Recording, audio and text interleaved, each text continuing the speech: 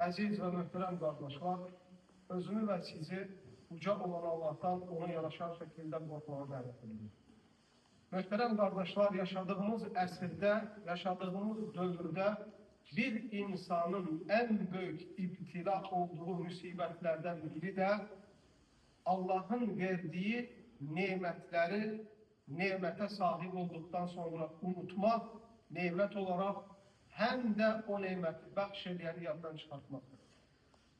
Əziz və möhtərəm qardaşlar, uca Allah'ın o qədər neməti üzərimizdə var ki, əgər biz bir gün o nemətləri dilə tökəsi olsaq, onu sayıb qurtarmamız mümkün deyil. Sağlamlıq neməti, afiyet neməti, ailə neməti, iman neməti, eyiblərimizin örtülmə neməti. Allah Azze ve Celle Kur'an-ı Kerim'de Nahl suresinin 18. ayetinde buyurur: وَاِنْ تَعُدُّوا نِعْمَةَ اللّٰهِ لَا تُحْصُوهَا. Eğer siz Allah'ın size bahşettiği nimetleri saymak isteseniz, onu sayıp tamamlayabilmeniz mümkün değil. Ona göre İslam dininde baksak görürük ki, şükür etmek, şükür etmeye muvaffak olmak, uca Allah'ın en büyük, uca Allah'a olan en büyük ibadetlerden biridir.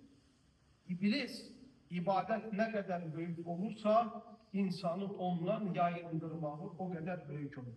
Kur'an-ı Kerim'e baksak, iblisin bu büyük ibadetten insanı yayındırmak için töktüğü planına ve Allah'ın kabağında danıştığı metoda bakın. ثُمَّ لَآتِيَنَّهُمْ مِنْ بَيْنِ أَيْدِيهِمْ وَمِنْ خَلْفِهِمْ وَعَنْ أَيْمَانِهِمْ وَعَنْ شَمَائِلِهِمْ وَلَا تَجِدُ أَكْثَرَهُمْ شَاكِرِينَ. İblis uca olan Allah'a deyir ki, ben senin kullarını azdırmak için, nankör etmek için, senin verdiğin nimetleri görmemeleri için önlerinden geleceğim, arkalarından geleceğim, sağlarından ve sollarından geleceğim. Her taraftan senin kullarına saldıracağım.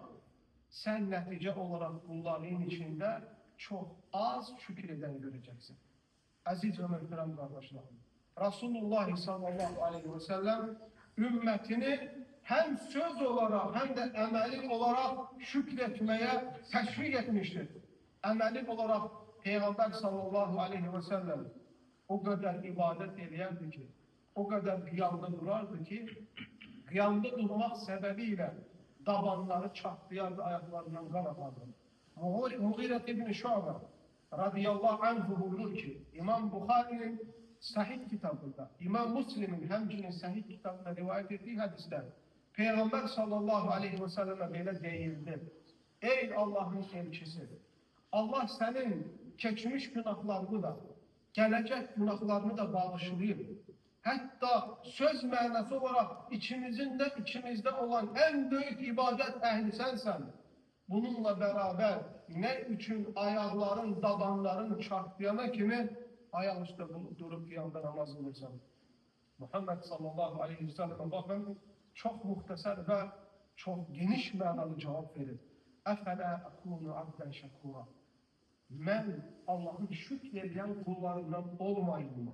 Halbuki Muhammed sallallahu aleyhi ve sellem vefat edene kadar arpa çöreğinden karnını doymamıştı. Hayat yoldaşı Ayşe radıyallahu anh'a değil ki, bizim evimizde ay doğup batardı, yine ay doğup batardı, yine ay doğup batardı. Evimizden duman tüsküsü çıkmazdı. Yani bir kazanın içinde bir yemek pişmezdi. Sadece ekser yemeğimiz su ve hurma olardı.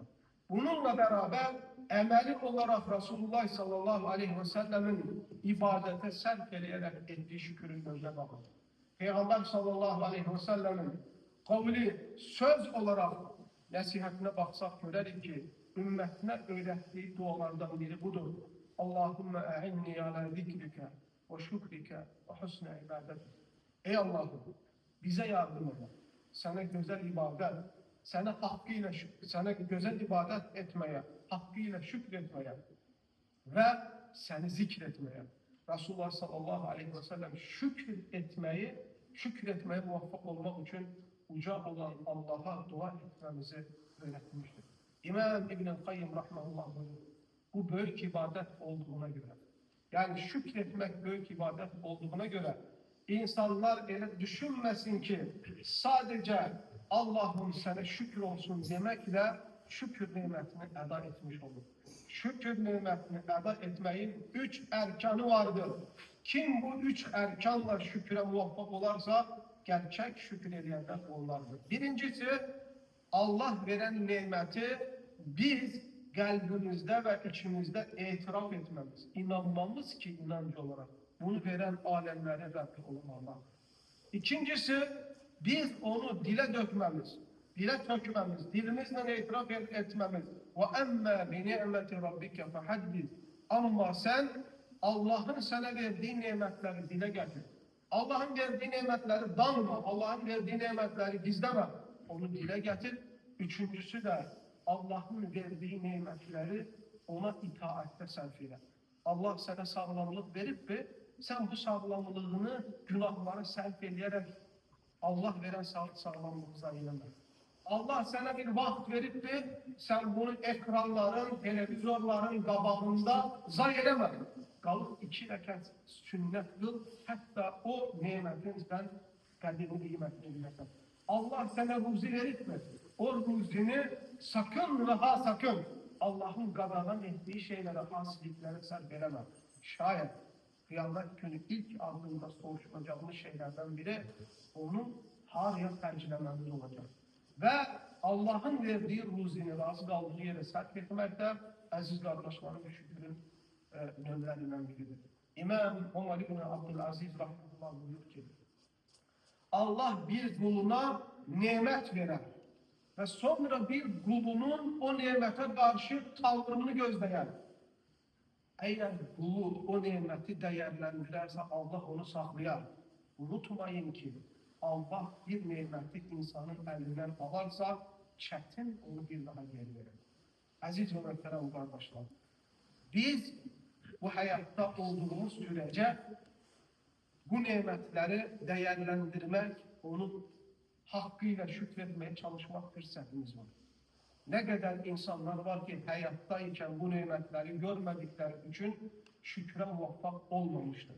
Nihayet Yüce Allah'a kavuştuktan sonra arzu etmiştir ki belki ben bunu vaktiyle bileydim de ve bunu yerine getireydim. Nefesimiz ağzımızdayken bu nimetleri göre ve bu nimetleri itiraf edeyim. Güzel bir misalla hutbeni tamamlamak istedim. Bir kör kişinin yanına gelirler deyirlər Allah senin gözünü alıp ona nece bakırsan, onu zikir edeyen dil verdiği için, onu tanıyan kalp verdiği için Yüce Allah'a deyil, həmd edirəm.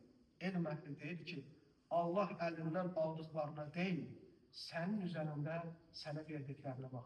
Allah bizi onun nimetlerini gören, itiraf edeyen ve hakkıyla onu şükredeyen, şükrünü eda eden bendelerden eylesin. Ve tesma'un ve estağfirullahil azime li ve lekum ve lisâil muslimine min kulli zâmbe festağfiruhu innehu huvel gafur.